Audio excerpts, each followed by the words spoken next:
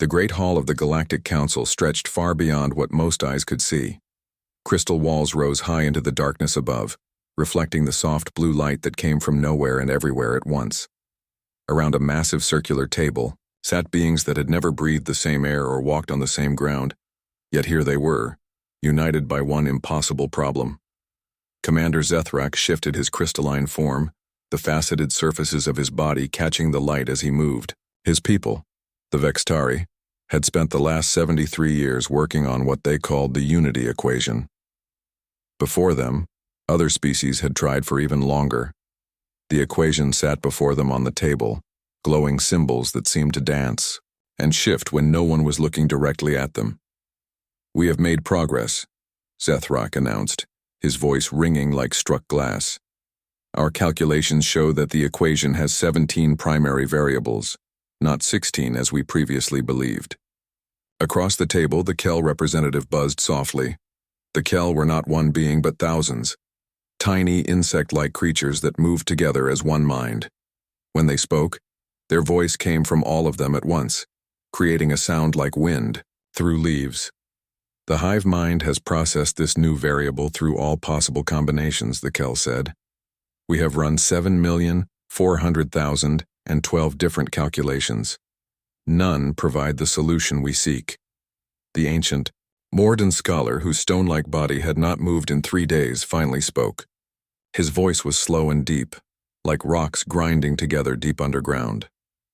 "In our archives we have records of similar equations from races that came before us, the eternal mathematics they called it.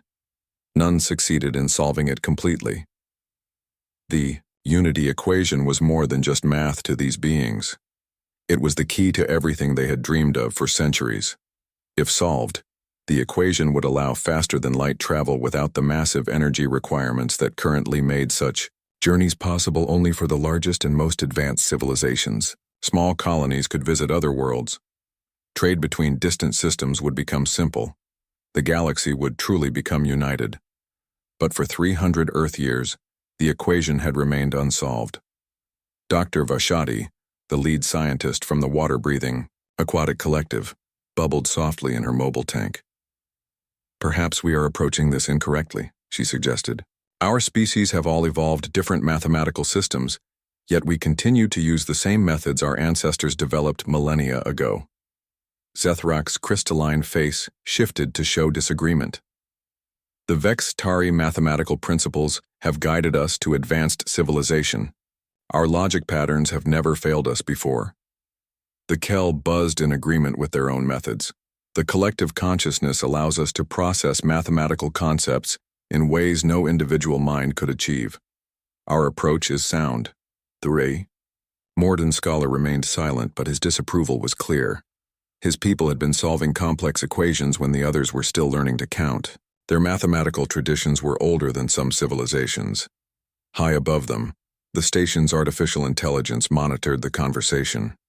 For decades, it had watched these brilliant beings struggle with the same problem. Each species brought their own strengths. The Vextari could process multiple mathematical dimensions simultaneously through their crystal matrix minds. The Kel could run thousands of calculations at once through their collective consciousness. The Morden had mathematical knowledge accumulated over millions of years, yet none of them could solve the unity equation. The equation itself seemed almost alive. It changed based on the observer, shifting its variables like a living thing adapting to survive. When the Vextari studied it through their crystal logic, it became more complex and geometric. When the Kel applied their collective processing, it multiplied into countless parallel calculations. When the Morden tried to match it to their ancient formulas, it twisted into forms that defied their traditional understanding. "We need a new perspective," Dr. Vashati repeated, her tentacles moving gracefully in her tank. "Perhaps we should consider inviting younger civilizations to join our research." The suggestion caused an immediate stir. Zethrak's crystal form flashed brighter with surprise. The Kel's buzzing became more agitated. Even the Morden scholar turned his ancient head slightly. "Younger civilizations lack the mathematical sophistication required for this level of research," Zethrak stated. Their minds are not developed enough to understand concepts that we have spent millennia perfecting. But Dr. Vashati was not discouraged. Sometimes a fresh perspective can see what experienced eyes cannot. My people have a saying, the deepest ocean currents are invisible to those who swim only at the surface. The debate continued for hours. Some species supported the idea of bringing in newer civilizations, while others worried about sharing their advanced knowledge with less developed beings. The unity equation continued to glow on the table between them, unsolved and seemingly mocking their efforts. Finally, the council reached a decision. They would send invitations to 3 recently discovered civilizations that showed mathematical promise. One was a species of energy beings from the spiral arm. Another was a race of mechanical intelligences from the outer rim. The third was a small young species from a yellow star system in what they called the Orion arm. The third species called themselves humans. Zethrak was not optimistic about this decision. Humans had only discovered faster-than-light travel within the last few decades, and their mathematics seemed primitive compared to the advanced systems used by the council species. But the council had agreed, and the invitations would be sent. As the meeting ended and the various species began to leave, the unity equation remained on the table, its symbols shifting and dancing in the soft blue light. It had defeated the galaxy's greatest minds for 3 centuries. What could a young species like humanity possibly offer that the others had not already tried? The artificial intelligence controlling the station filed the meeting's records and began preparing invitation messages in the various languages of the 3 chosen species. For humans, the message would be simple and direct, translated into their most common languages. The equation waited patiently as it had for so long. Soon, new minds would attempt to solve its mystery. Whether they would succeed where others had failed remained to be seen. But change was coming to the galaxy, carried in the simple mathematical curiosity of a young species that had never learned that some problems were supposed to be impossible to solve. The message arrived on a Tuesday morning at exactly 9:47 a.m. Eastern Standard Time. Every major observatory, space agency, and research facility on Earth received the same transmission simultaneously. The signal was impossibly clean, transmitted on frequencies that human technology could barely detect, yet somehow perfectly clear. Dr. Lisa Martinez was reviewing grant applications in her office at MIT when her assistant burst through the door without knocking. The young graduate student's face was pale with excitement and disbelief. "Dr. Martinez, you need to see this right now," he stammered, holding out a tablet with shaking hands. Lisa took the device and began reading. The message was simple, written in perfect English, though something about the sentence structure seemed slightly foreign. It began with formal greetings and identified itself as coming from something called the Galactic Council of Scientific Advancement. The message explained that Earth had been observed for some time and that humanity had demonstrated sufficient mathematical development to be invited to participate in an important research project. The Council was working on what they called the unity equation, a mathematical formula that had challenged their greatest minds for centuries. Lisa read the message 3 times before setting down the tablet. Her first thought was that this had to be some kind of elaborate hoax. But as reports came in from colleagues around the world, it became clear that the message was real. The signal's origin point was traced to somewhere beyond the solar system, and the mathematical proofs included with the message demonstrated knowledge far beyond current human understanding. Within hours, every major government and scientific organization on Earth was involved. Dr. Kevin Johnson from Stanford called Lisa directly, his voice filled with barely contained excitement. "Lisa, are you seeing this? The mathematical structures they've included as proof are absolutely incredible. This is definitely not human-made." Dr. Amy Turner from Oxford joined their conference call from London, where it was already evening. "I've been analyzing their mathematical notation for the past 6 hours, she said. "It's unlike anything we've developed, but somehow it makes perfect sense once you understand the basic principles." The 3 scientists found themselves chosen to lead humanity's response to the alien invitation. Each brought different strengths to the team. Lisa specialized in theoretical physics and had published groundbreaking papers on space-time mechanics. Kevin was known for his work with quantum mathematics and probability theories. Amy had spent years studying mathematical patterns in nature and had developed new ways of understanding complex equations. The alien response came quickly. A ship would arrive in Earth's orbit within 1 week to transport the human delegation to their research station. The message assured them that all safety precautions would be taken and that humans would be returned to Earth safely, regardless of the research outcome. The week that followed was a whirlwind of preparation and media attention. The world watched as humanity prepared for its first official contact with an alien civilization. Lisa, Kevin, and Amy found themselves at the center of global attention, representing not just their scientific communities, but the entire human species. When the alien ship arrived, it was nothing like what science fiction had prepared them for. Instead of the sleek metal vessels depicted in movies, the ship appeared to be made of a crystalline material that seemed to shift colors as it moved. It was beautiful and alien, clearly the product of a civilization far more advanced than humanity. The transport to the research station took only a few hours, though the ship traveled distances that would have taken human technology years to cross. Lisa watched through the ship's transparent walls as stars shifted and bent around them, indicating some form of faster-than-light travel that human physics barely understood. The research station called Infinite Horizon was beyond anything they had imagined.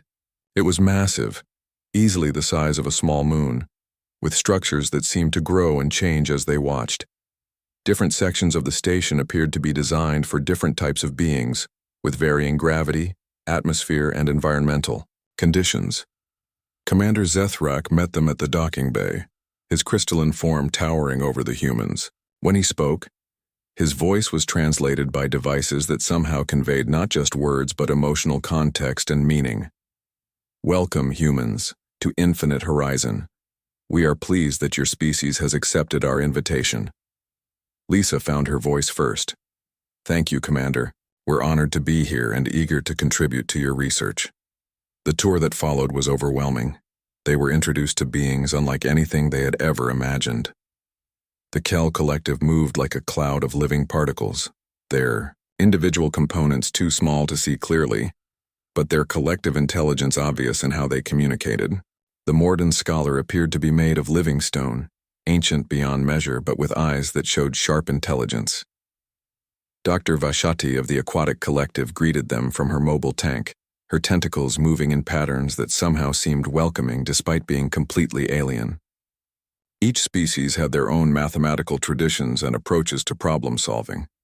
The unity equation was presented to them in a chamber at the heart of the station. The equation itself appeared as a three-dimensional hologram that shifted and changed as they watched.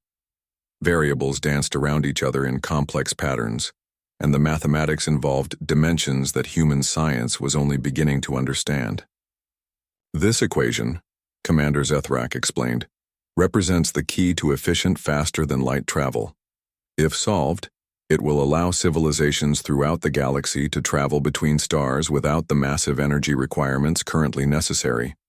Kevin studied the equation intently, his mind already working on the mathematical structures involved. "How long have you been working on this?" "My people have contributed 73 years of research," Zethrak replied. "Other species have been working on it for much longer. The Morden have historical records showing attempts to solve similar equations dating back over 1,000 years. Amy approached the holographic display, watching how the variables shifted and changed. "Has anyone come close to a solution?" The Kel Collective buzzed softly. "We have identified partial solutions and have reduced the equation to its current form, but the final solution continues to elude us." Lisa felt a mixture of excitement and intimidation. Here were some of the galaxy's most advanced civilizations, species that had been working on mathematics and science for millennia, and they were asking humanity for help with a problem that had stumped them for centuries. "We'll do our best," she said finally. "Humanity may be young compared to your species, but we bring fresh perspectives and different approaches to problem solving." The alien scientists seemed pleased by her response. though their expressions were difficult for humans to read. Living quarters were assigned to the human delegation, designed to accommodate their specific environmental needs. The research would begin the following day. As Lisa settled into her temporary home aboard the alien station, she looked out at the stars visible through her room's transparent walls. Humanity had taken its first steps into a larger galaxy, invited to participate in research that could change the future of interstellar civilization. The unity equation waited for them, as it had waited for so many others. Tomorrow, human minds would join the centuries-long effort to unlock its secrets. 3 weeks into their stay aboard Infinite Horizon, the human scientists were beginning to understand why the unity equation had remained unsolved for so long. It was not a matter of intelligence or mathematical ability. The alien species were incredibly advanced, with mathematical concepts that humanity was only beginning to grasp. The problem was something else entirely. Lisa sat in the research chamber, watching Commander Zethrak work through another approach to the equation. His crystalline form would shift and change as he processed mathematical concepts, each facet of his body reflecting different aspects of the calculation. It was beautiful to watch, but also frustrating. "You see?" Zethrak explained, his translated voice carrying notes of certainty. "The equation must be approached through the sevenfold logic pattern. This is how the Vextari have solved complex mathematical problems for over 10,000 years. The sevenfold logic pattern was indeed impressive. It involved breaking down mathematical problems into 7 distinct layers, each one building upon the previous layer with crystal-clear precision. Lisa had spent days learning the basic principles and could see why it had served the Vexitari so well for so long. But she also saw how it might be limiting their approach to the unity equation. "Commander," Lisa said carefully, "have you ever considered approaching the equation from a completely different angle? Perhaps without using the sevenfold pattern?" Zethrak's crystalline form flashed with what seemed like surprise. "The pattern has never failed us. It is the foundation of Vextari mathematical achievement. Why would we abandon something that has proven successful?" Across the chamber, Dr. Kevin Johnson was having a similar conversation with the Kel Collective. The insect-like beings processed information through consensus, with thousands of individual minds contributing to each calculation. Their approach was thorough and incredibly detailed, but also rigid in its own way. "The collective has processed every possible variation of variables 7 through 12. The Kel buzzed in their multi-voice communication. "We have achieved 99.7% accuracy in our calculations for this section of the equation." Kevin nodded politely, though he had noticed something the Kel seemed to miss. Their collective consciousness was amazing at processing large amounts of data, but it seemed to struggle with truly creative or intuitive leaps. Every solution had to be approved by consensus, which meant that unusual or unconventional approaches were often rejected before they could be fully explored. "What if we tried a more intuitive approach?" Kevin suggested. "Sometimes mathematical solutions come from unexpected directions." The Kel Collective buzzed in what sounded like confusion. "Intuition is unreliable. The collective consciousness processes information based on proven mathematical principles. Random guessing is inefficient." Meanwhile, Dr. Amy Turner was working with the ancient Morden scholar in a different section of the research facility. The stone-like being had access to mathematical knowledge accumulated over millions of years, stored in vast crystalline memory, banks that contained the work of countless generations. "In the archives of the Third Mathematical Dynasty," the Morden scholar said in his slow, grinding voice, "there are references to similar equations. The approach used then was the method of eternal recursion, developed by the great mathematician Kethmaran in the year 847-392 of the Old Calendar." Amy studied the ancient mathematical notation, trying to understand concepts that predated human civilization. The Morden methods were sophisticated and had clearly been effective for solving many complex problems, but she noticed that they all followed traditional patterns established long ago. "Have you ever tried completely new approaches?" Amy asked. "Methods that might not be in your archives?" The scholar's stone face showed disapproval. "New methods are untested. The archives contain the accumulated wisdom of our greatest minds across millions of years. Why would we ignore such knowledge in favor of unproven ideas? Each alien species had developed mathematical systems that reflected their nature and their history. The Vextari approach was logical and structured, perfect for their crystal matrix minds. The Kel collective method allowed them to process vast amounts of information simultaneously. The Morden relied on time-tested traditions that had served them across the ages. But Lisa was beginning to suspect that these very strengths might also be weaknesses when it came to the unity equation. During their off hours, the three human scientists would meet in Lisa's quarters to discuss their observations. The alien station provided perfect replicas of Earth food and comfortable human furniture, allowing them to relax and think without the constant presence of their alien colleagues. "I think I see the problem," Lisa said one evening as they shared a meal that tasted exactly like pizza from her favorite restaurant back home. Each species is approaching the equation using the methods that have made them successful in the past. But this equation might require something completely different. Kevin nodded, taking a bite of what appeared to be a perfect hamburger. The Kel Collective is amazing at processing information, but they can't make intuitive leaps.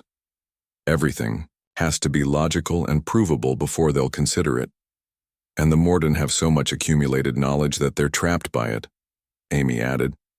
They can't consider truly new approaches because they're always trying to match the equation to something in their archives. Lisa looked out the window at the stars beyond. What if the solution isn't about being smarter or more advanced? What if it requires a different way of thinking entirely? The thought was both exciting and intimidating. Here they were, representatives of a species that had barely achieved interstellar travel, suggesting that civilizations millions of years older might be approaching the problem incorrectly. Meanwhile, back on Earth, life continued as normal for most people. The news of alien contact had created excitement and discussion, but for ordinary people, daily life went on much as it always had.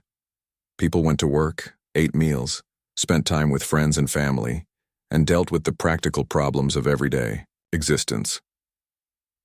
In a small diner in downtown Chicago, a construction worker named Jake Sullivan was having his usual Tuesday lunch.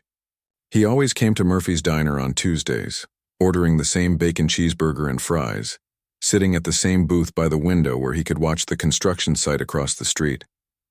Jake had been working construction for 15 years, ever since he graduated high school. He was good at his job, with an unusual talent for visualizing complex building projects and calculating materials and measurements in his head. His coworkers often joked about his weird math tricks, but they also relied on his ability to solve practical problems quickly and accurately. His girlfriend, Katie Brooks, often teased him about his mathematical abilities. She was a nurse at the local hospital, and while she was good at her job, math had never been her strong subject.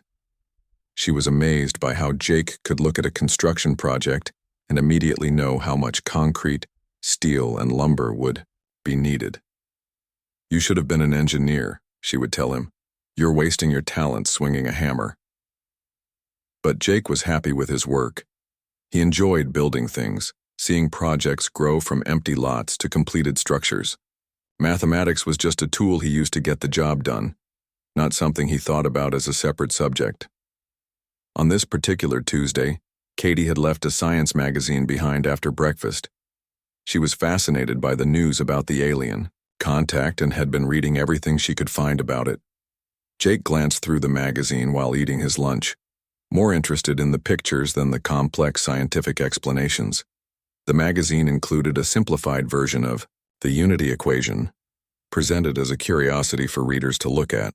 The editors had included a note explaining that this was the mathematical problem that had stumped alien scientists for centuries, though they made it clear that the simplified version was just a representation of the much more complex original. Jake looked at the equation while finishing his fries, thinking about it the same way he might think about any other problem he encountered in his work. He did not know that his casual glance at the magazine would soon change everything.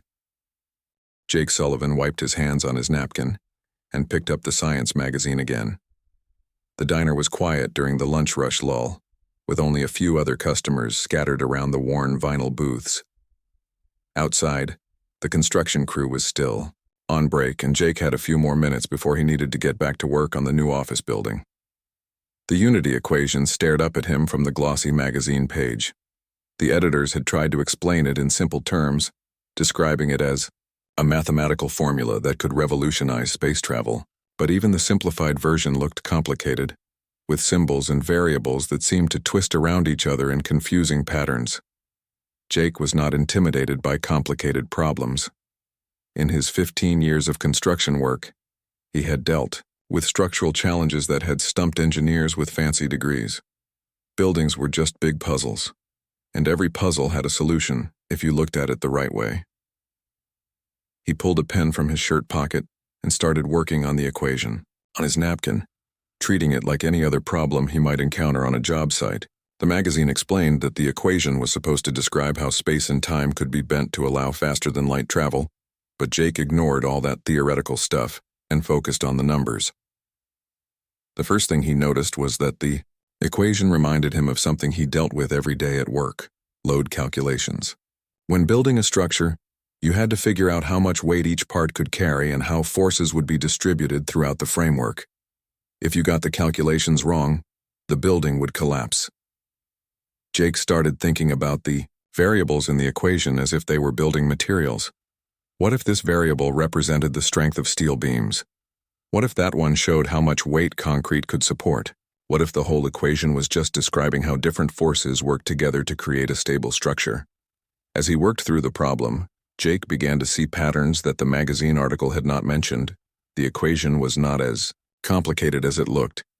In fact, when you treated it like a practical engineering problem instead of abstract mathematics, it became much simpler.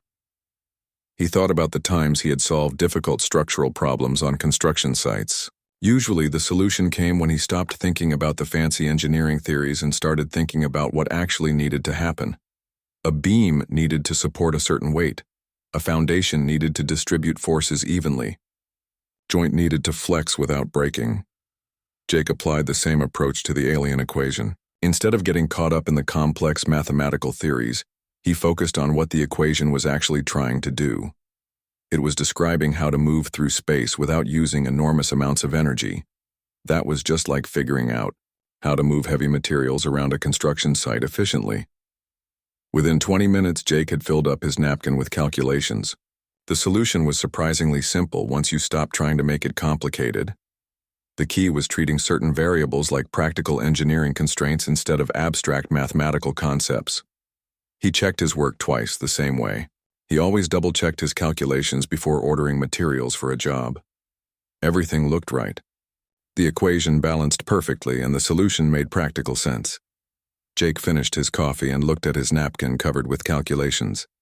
If he was right, he had just solved a mathematical problem that had stumped alien scientists for centuries. But that seemed impossible. He was just a construction worker who had never even finished college. When Katie Brooks arrived at the diner after her shift at the hospital, she found Jake still sitting in his booth staring at his napkin with a confused expression on his face. "You look like someone who just saw a ghost," she said, sliding into the seat across from him. "What's got you so worked up?" Jake showed her the magazine and his napkin full of calculations. "I think I solved this equation," he said quietly. "But that can't be right. These alien scientists have been working on it for hundreds of years." Katie looked at the magazine article, then at Jake's work. She was not a mathematician, but she knew Jake well enough to trust his abilities with numbers. Over the years, she had seen him solve problems that seemed impossible, always using practical thinking instead of complex theories. "Walk me through it," she said. "Explain it like you would explain a construction problem." Jake pointed to different parts of his calculations. "See, the magazine says this equation is about bending space and time for faster travel. But when I looked at it, I realized it was really just about moving efficiently through a medium with certain properties." He used simple analogies to explain his thinking. "It's like when we're trying to move heavy equipment across a construction site. You can't just push it directly. You have to understand the ground conditions, the weight distribution, the available leverage points. This equation is doing the same thing, but with space-time instead of dirt and concrete." Katie followed his explanation. asking questions when she did not understand something. Jake's solution was elegant in its simplicity. Instead of treating the equation as a complex theoretical problem, he had approached it like a practical engineering challenge. The aliens made it too complicated, Jake said. They were trying to solve it using advanced mathematical theories, but sometimes the simplest approach works best. Katie was quiet for a long moment, studying Jake's work. She knew her boyfriend was smart, despite his lack of formal education. She had seen him solve problems that left college-educated engineers scratching their heads. But this seemed too big, too important. Jake, she said finally, what if you're actually right? The possibility was both exciting and terrifying. If Jake had really solved the unity equation, it would change everything. But it seemed impossible that a construction worker from Chicago could succeed where the galaxy's greatest minds had failed. We need to tell someone, Katie said. The magazine mentioned that scientists are working on this problem right now. They need to see your solution. Jake was reluctant.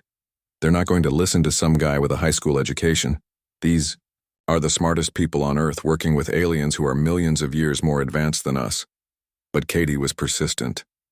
You've solved impossible problems before. Remember the Henderson Building project?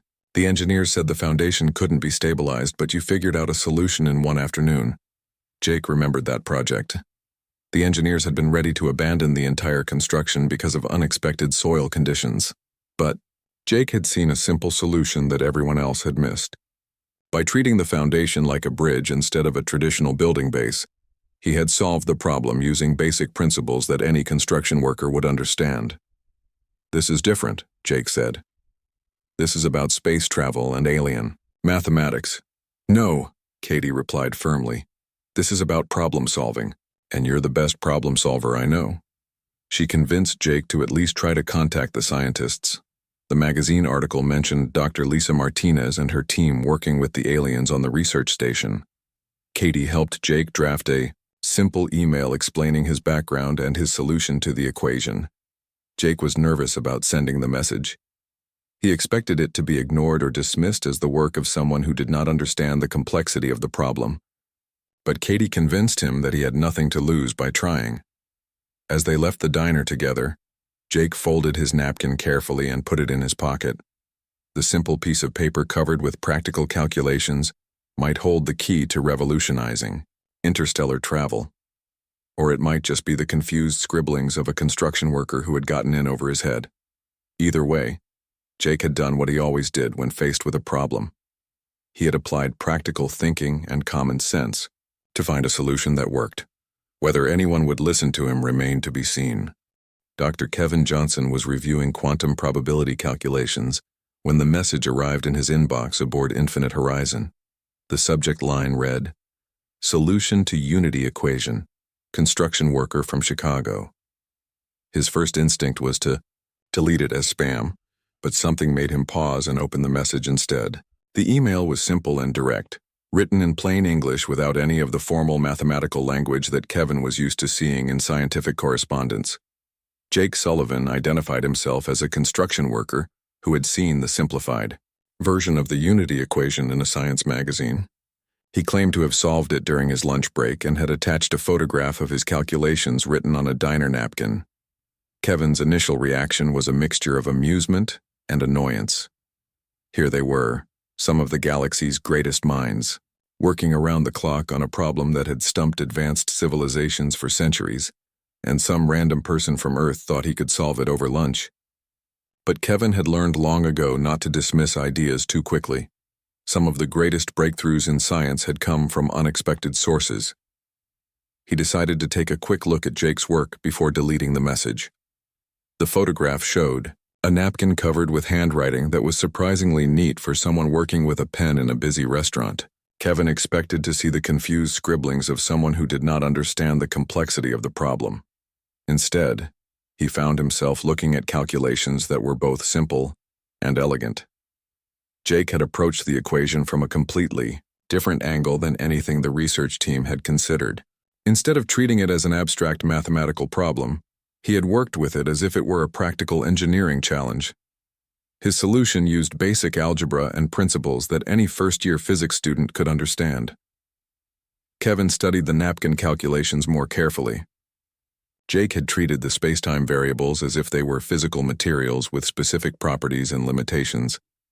He had worked out force distributions and energy flows using methods that seemed almost primitive compared to the advanced mathematical techniques being used by the alien scientists.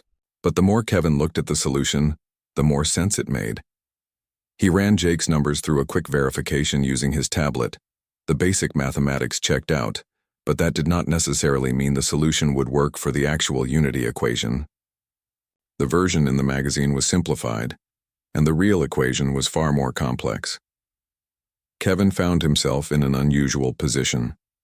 Logic told him that a construction worker with no advanced mathematical training could not possibly have solved a problem that had defeated the galaxy's best minds. But the work on the napkin was surprisingly sophisticated in its simplicity. Against his better judgment, Kevin decided to test Jake's approach using the research station's quantum computers. He told himself that it would only take a few minutes to prove that the solution would not work with the real equation. Then he could delete the message and get back to serious research. He entered Jake's solution into the quantum processing system, adapting the basic principles to work with the full complexity of the unity equation. The computer began running calculations that would have taken human mathematicians years to complete by hand.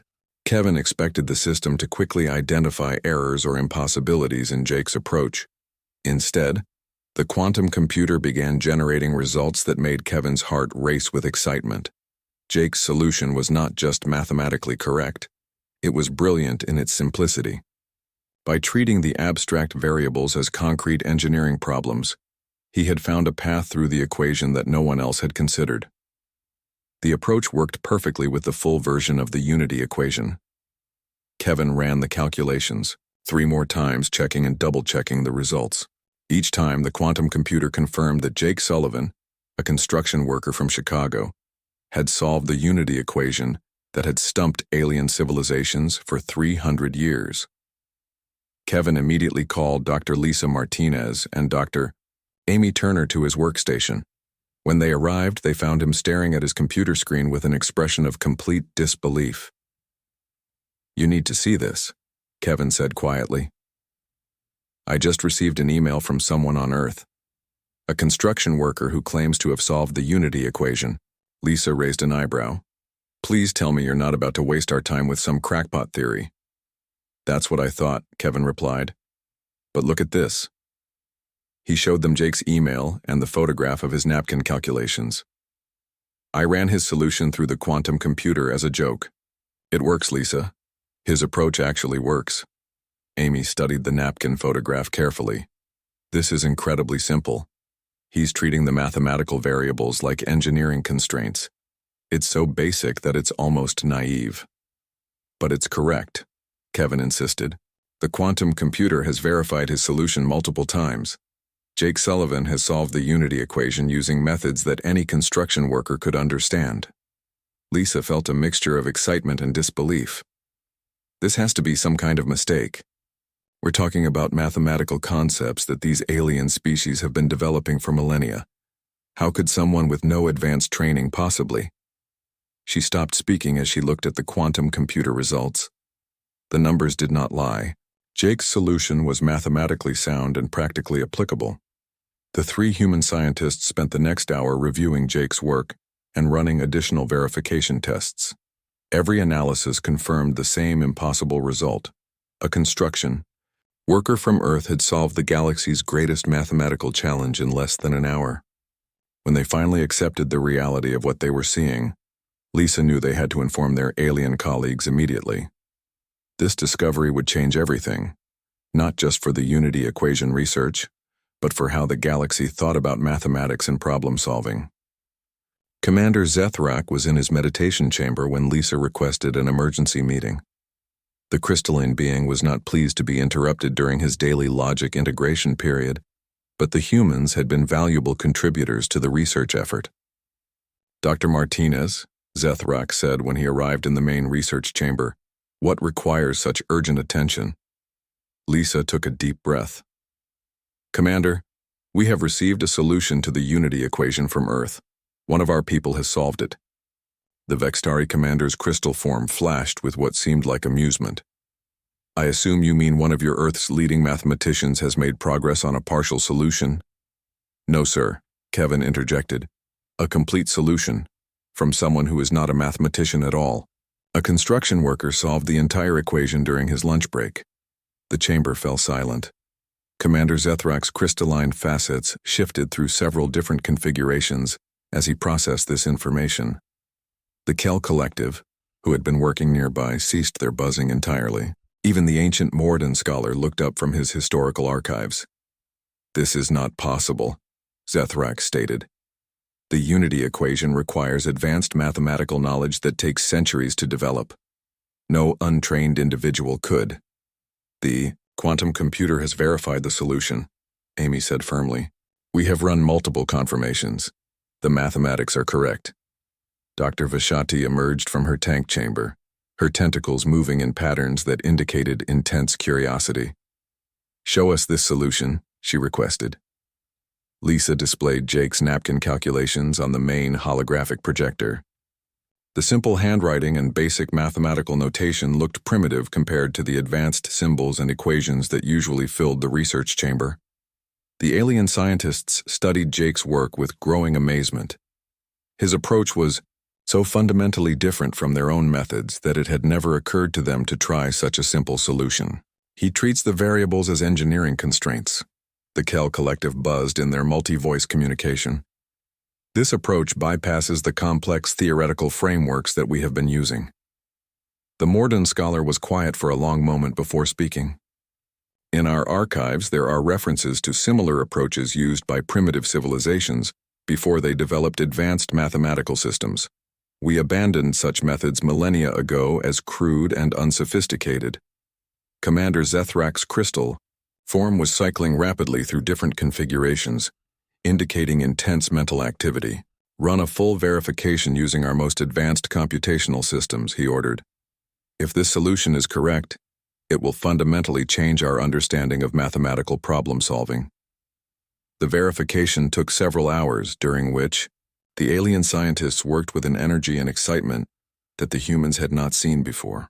When the results were finally complete, the research chamber fell into stunned silence. Jake Sullivan's napkin calculations had solved the unity equation. The galaxy's greatest mathematical challenge had been conquered by a construction worker who approached it like any other practical problem he might encounter on a job site. The implications were staggering, not just for interstellar travel, but for how advanced civilizations thought about knowledge and problem solving. The news of Jake Sullivan's solution to the unity equation spread across Earth faster than any scientific discovery in human history. Within hours of the confirmation from Infinite Horizon, every major news network was running stories about the construction worker who had solved the galaxy's greatest mathematical puzzle during his lunch break. Jake found himself at the center of a media storm that he never could have imagined. News crews gathered outside Murphy's diner. Reporters called his phone constantly, and photographers tried to get pictures of the famous napkin that had changed everything. Katie helped him handle the attention, but both of them were overwhelmed by the sudden fame. I just solved a math problem, Jake told one particularly persistent reporter. It's not like I invented something completely new. The equation was already there. I just figured out how it worked. But the scientific community understood that Jake's achievement was far more significant than he realized. Dr. Lisa Martinez called him personally from the research station to extend an invitation that would change his life forever. Jake, she said over the quantum communication link, the Galactic Council wants to meet you. They're requesting that you come to Infinite Horizon to demonstrate your problem-solving approach to the alien scientists. Jake was reluctant to leave Earth. He had never even been on an airplane, let alone a spacecraft. But Katie encouraged him to go, and eventually his curiosity won out over his nervousness. The journey to the research station was unlike anything Jake could have imagined. The alien ship that transported him was comfortable and safe, but traveling faster than light was an experience that challenged his understanding of reality. When he arrived at Infinite Horizon, he was amazed by the size and complexity of the structure. Commander Zethrak met Jake personally at the docking bay, an honor that indicated the importance the aliens placed on his achievement. The crystalline, being towered over the human construction worker, but his manner was respectful and curious rather than intimidating. Jake Sullivan, Zethrak said through his translation device, "Your solution to the unity equation has created great interest. Among the council species, we are eager to learn about your problem-solving methods." Jake was nervous but tried to stay calm. "I don't know if I can teach you anything you don't already know. You folks are way smarter than me." The Kell Collective buzzed softly. "Intelligence takes many forms. Your approach to the equation showed us perspectives that our advanced knowledge had blinded us to." Over the following days, Jake worked with the alien scientists to demonstrate his practical approach to mathematical problems.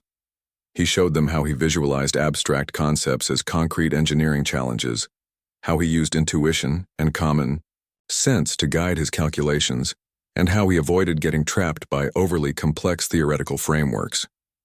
The aliens were fascinated by Jake's methods, but also somewhat embarrassed by their own limitations. They had spent centuries developing sophisticated mathematical systems that had ultimately prevented them from seeing simple solutions. Dr. Vashati was particularly interested in Jake's use of analogies and practical examples. "You treated the Yao space-time variables as if they were building materials," she observed. "This allowed you to apply engineering principles that we had never considered." Jake nodded. "Back home we have a saying, if it looks like a duck and quacks like a duck, it's probably a duck. Sometimes the simplest explanation is the right one." The Morden scholar spent hours discussing problem-solving philosophy with Jake. Despite being millions of years older and vastly more educated, the ancient being found himself learning from the young human's practical wisdom. "Your species has not yet developed the mathematical sophistication that can sometimes become a burden," the scholar observed. "You approach problems with fresh perspectives that we have lost over the millennia." While Jake was demonstrating his methods to the alien scientists, teams of engineers from across the galaxy were working to implement his solution. The unity equation had provided the theoretical framework for a new type of faster-than-light drive that required only a fraction of the energy used by existing systems. The first test ship, christened Unity in honor of the equation, was built in record time. Jake was invited to watch the maiden voyage from the observation deck of Infinite Horizon, along with the alien scientists who had worked on the project for so long. The test ship was small and elegant, designed to prove that the new drive system could work safely and efficiently. When it activated the Unity drive, the ship simply disappeared, traveling instantly to a location several light-years away before returning just as quickly. The success of the test flight marked the beginning of a new era for galactic civilization. Small colonies would now be able to travel between star systems easily. Trade routes that had previously required massive investment would become accessible to individual entrepreneurs. The galaxy would become more connected and accessible than ever before. Commander Zethrak formally invited humanity to join the Galactic Council as full members, an honor that typically required centuries of technological development. "Your species has demonstrated that advancement is not always measured by complexity," he explained. "Sometimes the most profound insights come from the simplest approaches." Jake was offered positions at several prestigious research institutions, both on Earth and on alien worlds. Universities wanted him to teach, corporations wanted him to solve their problems, and governments wanted him to advise their scientists.